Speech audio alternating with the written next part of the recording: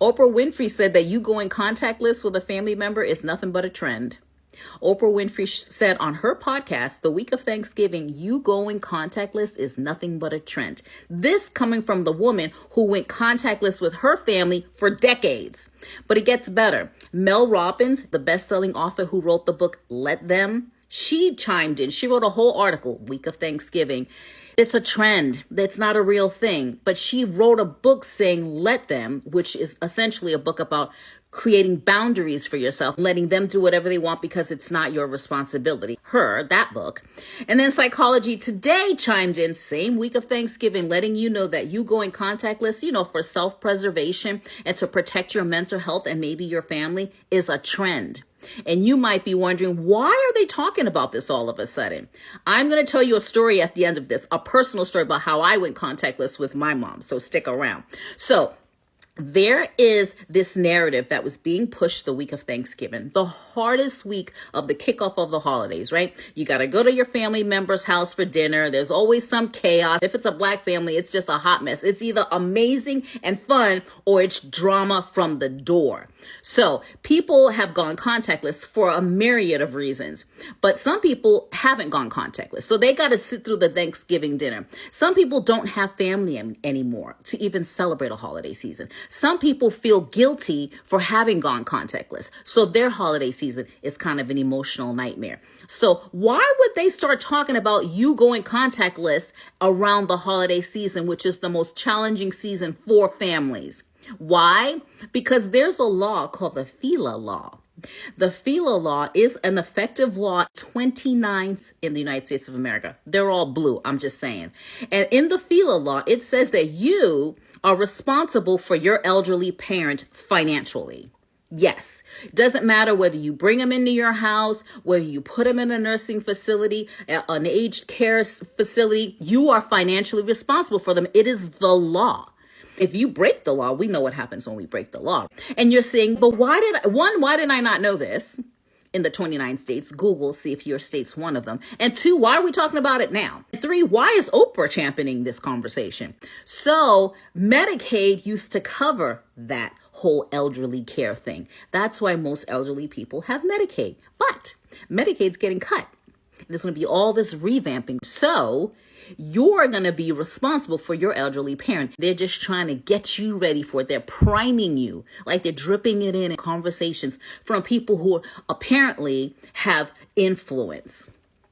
So I went contactless with my mom. I went contactless for 20 years because my mom was completely diabolical and did horrific things when I was growing up to family members. And I was like, as an adult, when I was in my 30s, I'm like, I can't mess with this woman anymore. So I went contactless, and my daughter and my mom had the best relationship. My daughter was always trying to tell me, you cannot talk to grandma. Yes, I can.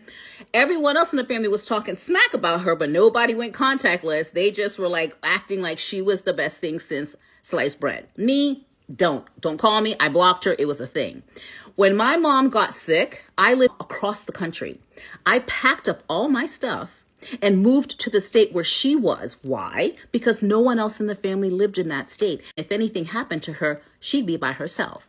My older brother didn't. My little brother didn't. The granddaughter, nobody wanted to be around her, but she was the best thing since sliced bread. So the one who wasn't talking to her and hadn't talked to her in over 20 years packed up her whole life and moved to the state she lived in, a state that I actually do not like. Took care of her with her kicking and screaming. She had dementia. Her mental capacity was done. I had to do all of the things, take care of all of her affairs with her cussing and screaming the whole way, telling everyone who will listen what a horrible daughter I was.